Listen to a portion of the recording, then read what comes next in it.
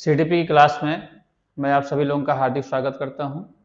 पिछली क्लास में हम लोग पढ़े हुए थे सृजनशीलता। हम लोग पढ़े थे क्या? सृजनशीलता। सृजनशीलता क्या है? इसको इंग्लिश में क्रिएटिविटी कहा जाता है। हम लोगों ने क्या क्या पढ़ा हुआ था? हम लोग पिछली क्लास में पढ़े थे परिभाषा और सृजनशीलता की प्रकृति या विशेषता क्या क्या है,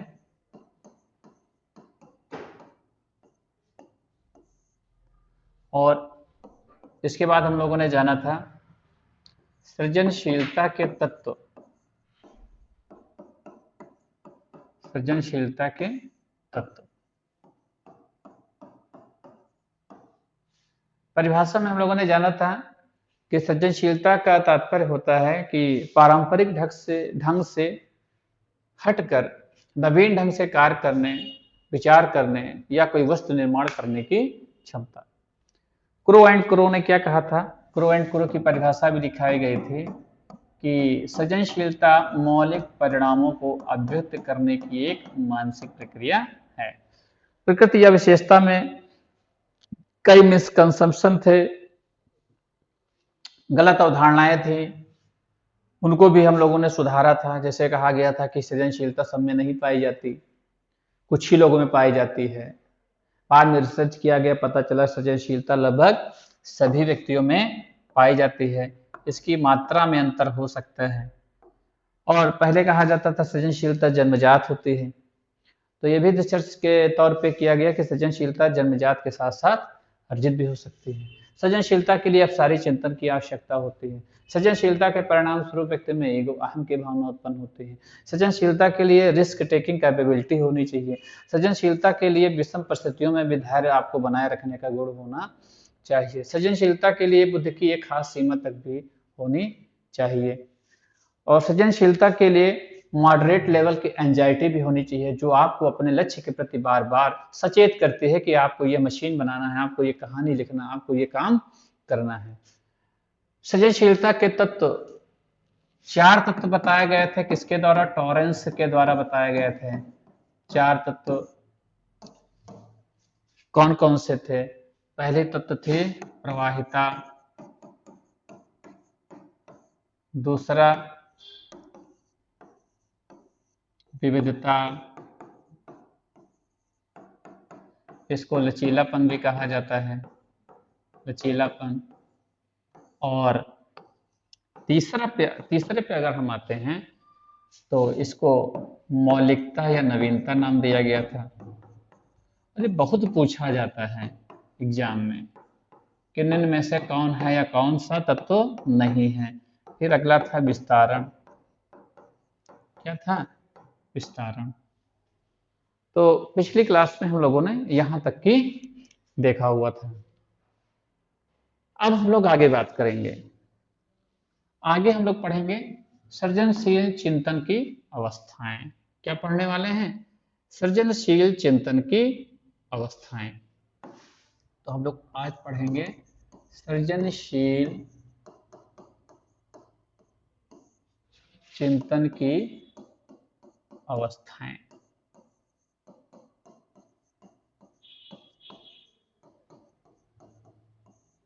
देखिए, सृजनशील चिंतन की 4 अवस्थाएं हैं। कितनी अवस्थाएं हैं? और इनके जनक कौन हैं? इनके जनक हैं ग्राहम वेलेस। कौन है? ग्राहम वेलेस या ग्राहम वालेस भी आपको दिखा मिलेगा।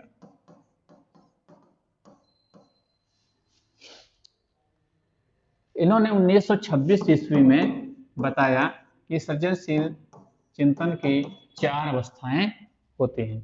अब ये 4 अवस्थाएं कौन कौन सी हैं, हम लोग इस पे बात करेंगे कि 4 अवस्थाएं कौन कौन सी हैं। तो 4 अवस्थाएं कौन कौन सी हैं? पहली जो अवस्था हमारी है उसे हम कहते हैं आयोजन। पहली अवस्था क्या है? आयोजन। इसे हम लोग कहते हैं प्रिपरेशन।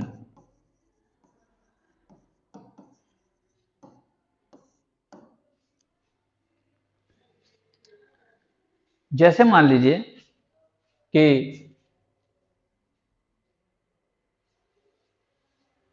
हमारे पास कोई समस्या है या हम कोई नई वस्तु बनाना चाहते हैं, कोई नया नियम देना चाहते हैं, हम उस पर कार्य करना चाहते हैं, तो हम यहाँ पर क्या होते हैं, स्टेज से कोई मशीन बनाना चाहते हैं या किसी समस्या का समाधान करना चाहते हैं, तो उस समस्या से हम क्या हो जाते हैं, अवगत हो जाएंगे और समस्या के संदर्भ में विभिन्न सूचनाएं भी हम क्या करेंगे, संग्रहित कर लेंगे।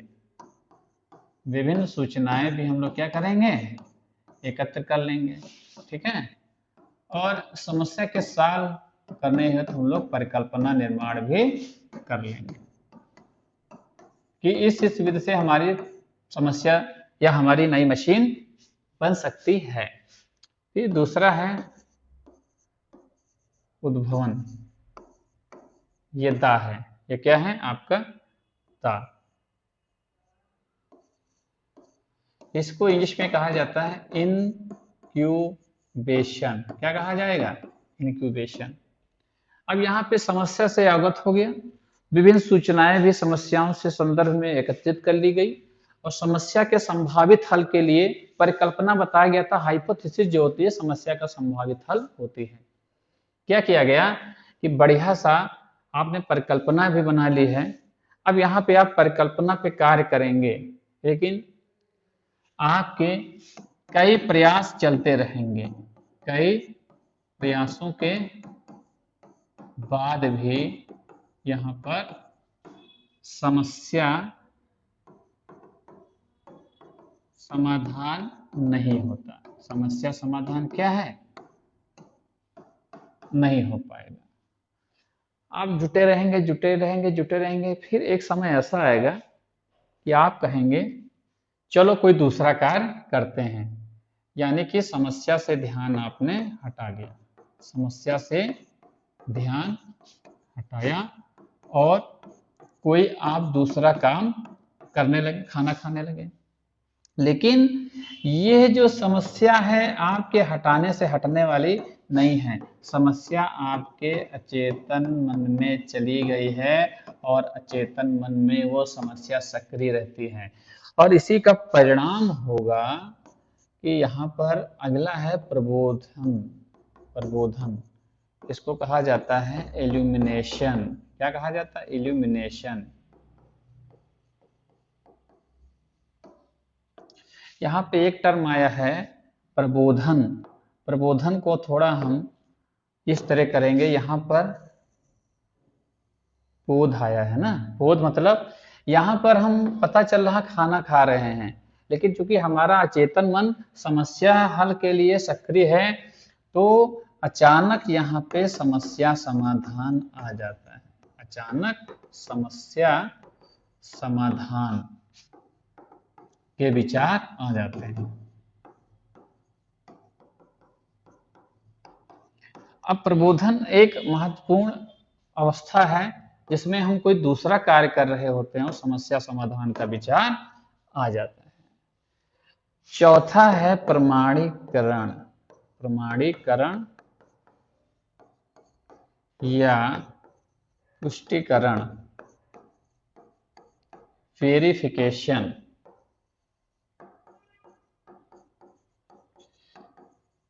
समस्या समाधान के विचार आए, हमारी समस्या क्या है, सॉल्व हो गई।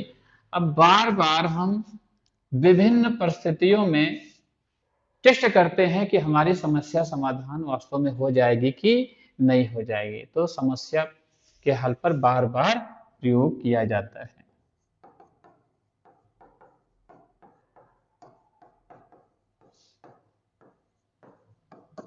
कि सभी परिस्थितियों में समस्या समाधान का तरीका यही रहेगा कि नहीं रहेगा। तो ये 4 टेस्ट बताए गए सृजनशील चिंतन की अवस्थाओं से संबंधित। पहला क्या है,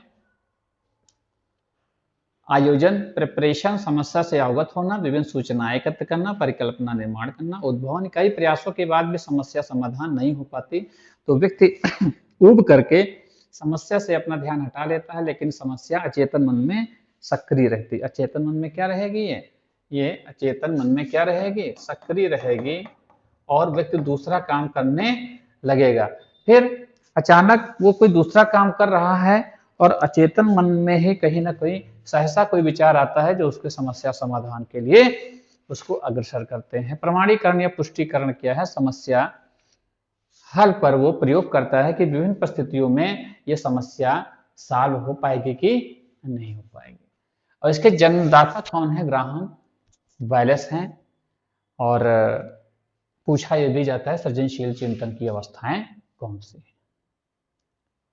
इसका आप लोग स्क्रीनशॉट ले लीजिए, हम लोग आगे बढ़ते हैं। अब हम लोग पढ़ने जा रहे हैं सृजनशीलता से संबंधित विधियां।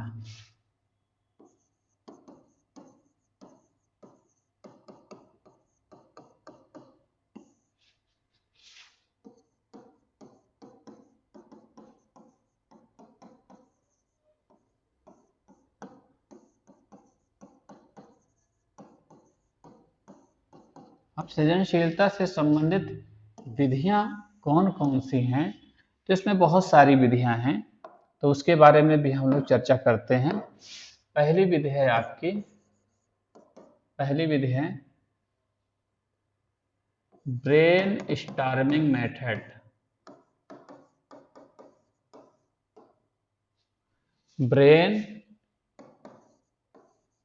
स्टॉर्मिंग विधि, इसको हम लोग कहते हैं मस्तिष्क विप्लव विधि। क्या कहेंगे? मस्तिष्क विप्लव विधि। इंग्लिश में क्या कहा जाएगा? ब्रेन स्टॉर्मिंग कहा ही गया है।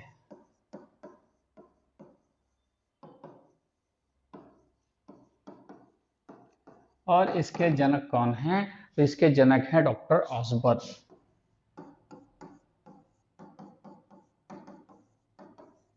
डॉक्टर ऑसबर्न है। दूसरा है हमारा मनोनाटक प्रतिमान।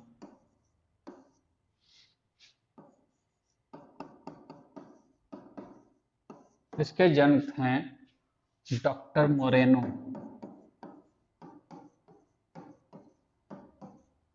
फिर हमारी अगली विधि आती है शब्द साहचर्य विधि।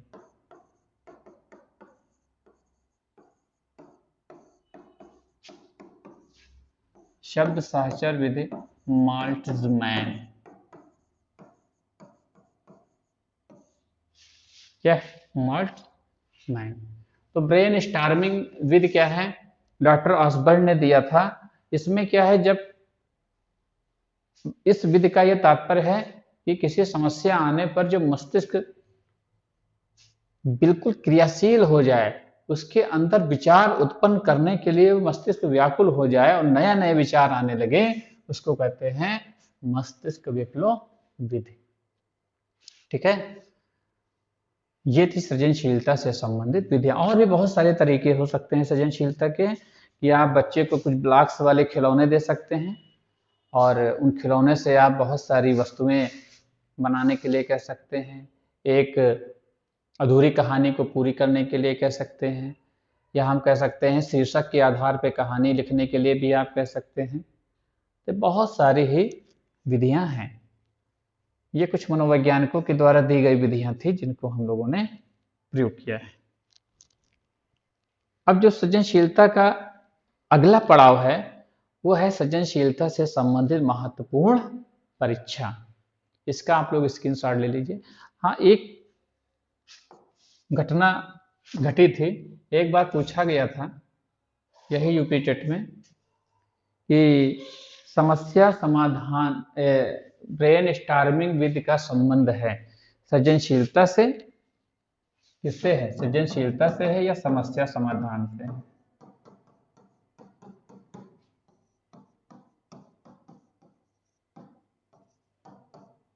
ये पहला ऑप्शन था और दूसरा ऑप्शन था समस्या समाधान से।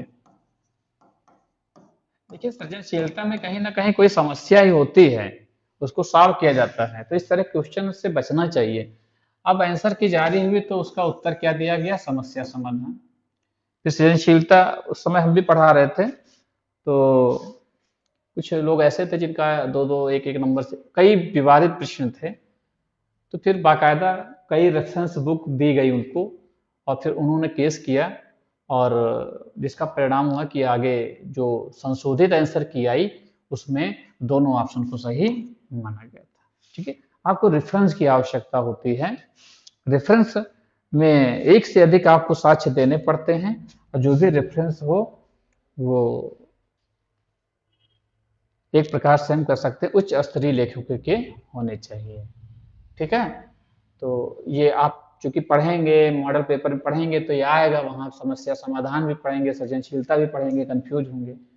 लेकिन जो मेन विधि है वो सृजनशीलता से संबंधित है और समस्या समाधान का भी इसमें अप्रत्यक्ष रूप से प्रयोग होता है, क्योंकि सृजनशीलता के तहत हम कोई ना कोई समस्या का समाधान ही कर रहे होते हैं।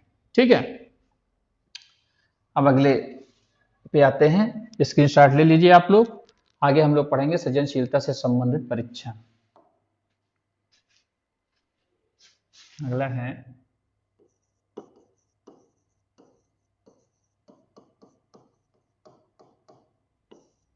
सृजनशीलता से संबंधित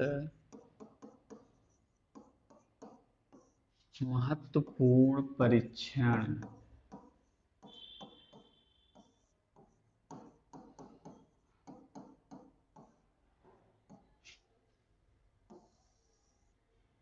ठीक है, पहला है टॉरेंस का सृजनात्मक चिंतन परीक्षण। पहला क्या है, टॉरेंस का सृजनात्मक चिंतन परीक्षण। ये एक महत्वपूर्ण परीक्षण है। टॉरेंस ने जो है सृजनात्मक चिंतन परीक्षण बनाया था और ये बहुत ही ज्यादा फेमस हुआ कि बहुत सारे देशों ने इसके अनुरूप इसका अनुकूलन किया। अनुकूलन का मतलब होता है किसी बहुत जो प्रसिद्ध टेस्ट हो चुका है, विश्व प्रसिद्ध हो चुका है, उसका हर देश अपने वहाँ अपने कल्चर के हिसाब से, अपने सामाजिक वातावरण के अनुसार से, अपने बौद्धिक वातावरण के अनुसार से उसमें कुछ संशोधन करते हैं, उससे क्या कहा जाता है, अनुकूलन कहा जाता है। तो भारत में भी इसका अनुकूलन हुआ था, इसके द्वारा बाकर मेहंदी के द्वारा, बाकर मेहंदी का सृजनात्मक चिंतन परीक्षण। तीसरा है गिलफर्ड का बहुविध चिंतन परीक्षण। बहुविध चिंतन परीक्षण। अब देखिए, आप समझ रहे होंगे कि ये तो बड़ा आसान है, क्वेश्चन आएगा तो तुरंत हो जाए क्योंकि इसमें सृजनात्मक तत्व लगा हुआ। ऐसा नहीं पूछेगा, पूछेगा टॉरेंस ने किस प्रकार के परीक्षण बनाया, किस प्रकार के परीक्षण का नाम टॉरेंस से संबंधित है, तो फिर वहां पे सृजनशीलता थोड़ी आपको मिलेगी। फिर है बाकर मेहंदी का संबंध किस प्रकार के परीक्षण से, वहां सृजनात्मक शब्द आपके सामने नहीं दिया जाएगा अगर ऐसा क्वेश्चन पूछा जाए। गिलफर्ड का बहुविध चिंतन, और जानते सृजनात्मक चिंतन को बहुविध चिंतन भी कहा जाता है। फिर अगला है गिलफर्ड विक टेस्ट। फिर अगला है मेडनिक का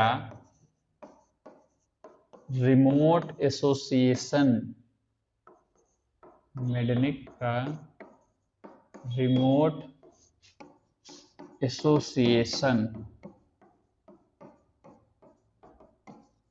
टेस्ट। फिर अगला है मिनेसोटा का, मिनेसोटा ने अभिवृत्त पे बहुत सारे परीक्षण बनाए हैं, का सृजनात्मक चिंतन परीक्षण।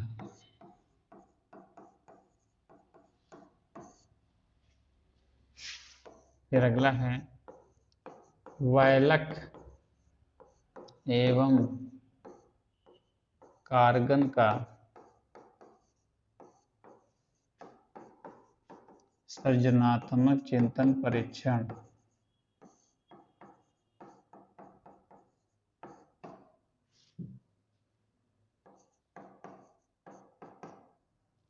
फिर अगला है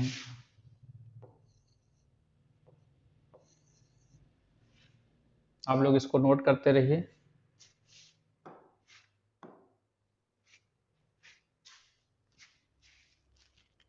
डॉक्टर पी के पासी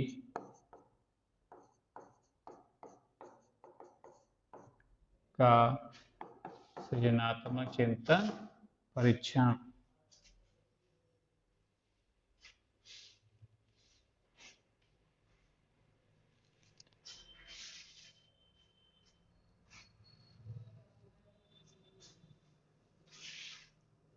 इसको आप लोग नोट कर लीजिए।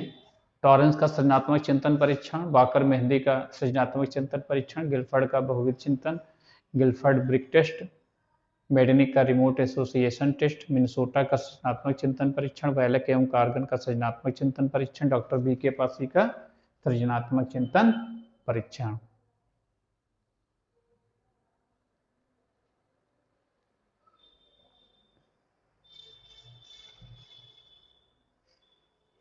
अब जो अगला क्वेश्चन पूछा जाता है वाकर मेहंदी के सृजनात्मक चिंतन परीक्षण में कि ये कैसा था, शाब्दिक था कि अशाब्दिक था, ये परीक्षण का निर्माण किसने किया, क्यों किया, इससे भी आधारित क्वेश्चन पूछे जाते हैं। तो ये टॉरेंस का जो सृजनात्मक चिंतन परीक्षण है वो आप समझिए कि करीब क्या है 1966 ईस्वी के आसपास निर्मित किया जाता है। और इसका जब भारतीय अनुकूलन की बात आती है तो इसको वाकर मेहंदी करते हैं। कब करते हैं? 1973 ईस्वी में करते हैं। ये जो परीक्षण है टॉरेंस का सृजनात्मक चिंतन परीक्षण का भारतीय अनुकूलन है।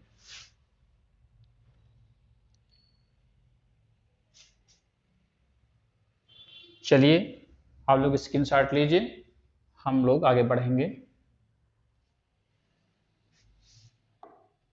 है अब पढ़ेंगे वाकर मेहंदी का सृजनात्मक चिंतन परीक्षण।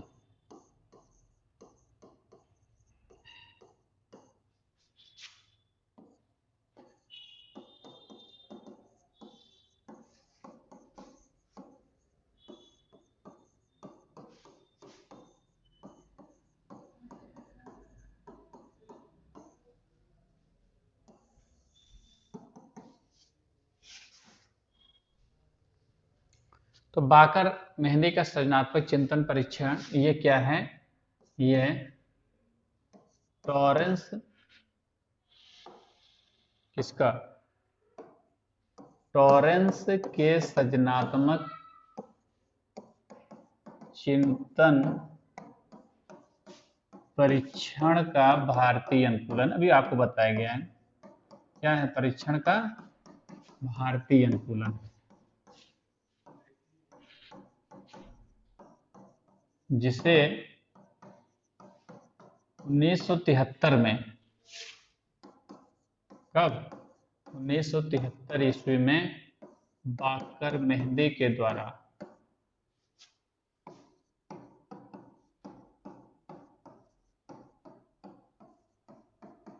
निर्मित किया गया।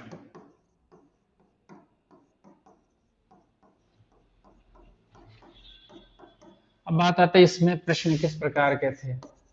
इसमें हम कह सकते हैं प्रश्न जो थे शाब्दिक और अशाब्दिक दोनों प्रकार के थे। शाब्दिक भी प्रकार थे और अशाब्दिक प्रकार भी था। अब बात आती है कि ये जो टेस्ट था, अगला क्वेश्चन ये पूछा जा सकता है, जैसे क्वेश्चन पूछा गया कि वाकर मेहंदी का सृजनात्मक चिंतन परीक्षण है, पहला ऑप्शन शाब्दिक, दूसरा अशाब्दिक, तीसरा दोनों, चौथा इनमें से कोई नहीं। तो आपको दोनों पे जाना पड़ेगा, शाब्दिक और अशाब्दिक दोनों पे जाना पड़ेगा।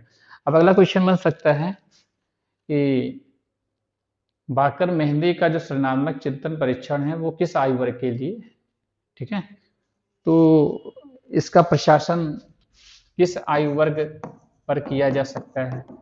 तो प्रशासन के लिए जो आयु वर्ग है वो है छोटे बच्चों से लेकर के वयस्कों तक, अर्थात कह सकते हैं किंडरगार्टन से लेकर वयस्क अवस्था तक की।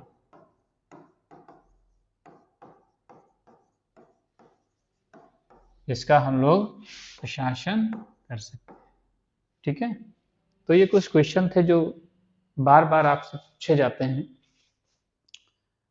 एक बार थोड़ा हम लोग बैक जाएंगे, जैसे सृजनशीलता से संबंध महत्व परीक्षा सबसे महत्वपूर्ण तो आपका यही है, फिर ये क्वेश्चन बनता है आपका बाकर मेहंदी वाला, कई बार पूछा गया है।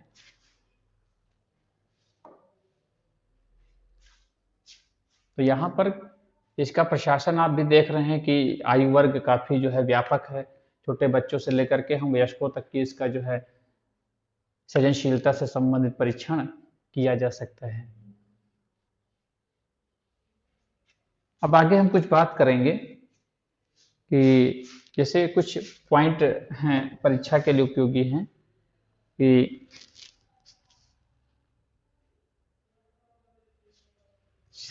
टॉरेंस ने क्या किया है, टॉरेंस ने सृजनशील बालकों के कुल कितने गुणों का वर्गीकरण किया? तो टॉरेंस ने सृजनशील बालकों के कुल 84 गुणों का वर्णन किया है। कितने? कुल 84 गुणों का वर्णन किया है। कितने गुणों का? 84 गुणों का वर्णन। पूछा जा सकता है कि टॉरेंस ने सृजनशील बालकों के कुल कितने गुणों का वर्णन किया है? तो कुल यहाँ पर हम कह सकते हैं कि 84 गुणों का वर्णन किया है, ठीक है। अब बात आती है सृजनशीलता के लिए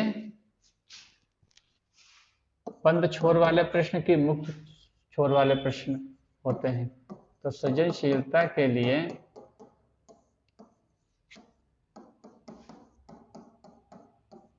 मुक्त सीमा वाले, या हम कह सकते हैं खुले छोर वाले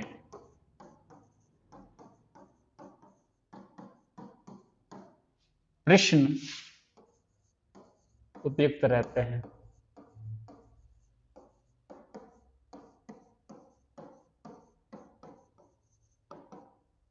देखिए ये मुक्त सीमा या खुले छोर वाले प्रश्न क्या हैं? ये ऐसे प्रश्न होते हैं जिनके बहुत सारे उत्तर हो सकते हैं। जिनके क्या हो सकते हैं? कई उत्तर हो सकते हैं। क्या हो सकते हैं? कई उत्तर हो सकते हैं।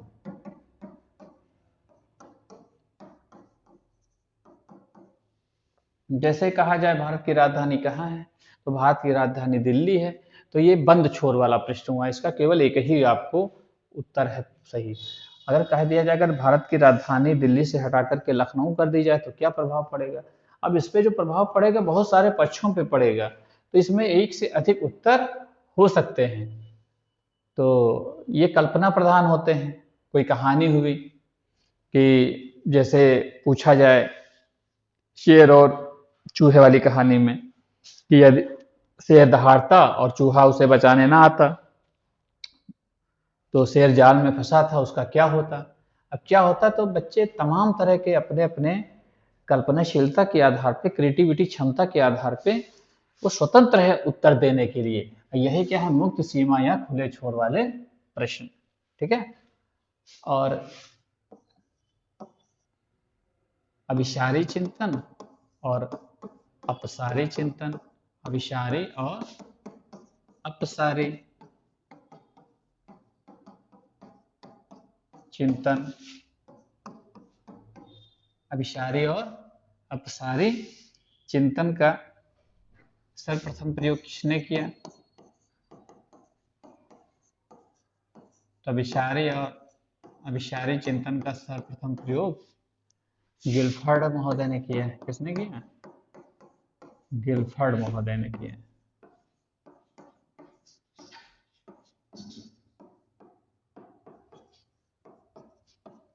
ये भी क्वेश्चन पूछा जाता है कि अभिसारी और अपसारी चिंतन का सर्वप्रथम प्रयोग किसने किया, और सृजनशीलता का संबंध किस चिंतन से है? तो जो सृजनशीलता का संबंध है वो अपसारी चिंतन से होता है। तो ये भी क्या है, क्वेश्चन पूछा जाता है। तो ये थे सृजनशीलता के संबंधित से महत्वपूर्ण बिंदु। आज हम लोगों ने पढ़ा सृजनशीलता से संबंधित चिंतन क्या है, उसकी 4 अवस्थाएं हम लोगों ने पढ़ी, आयोजन, उद्भवन, प्रबोधन, प्रमाणीकरण।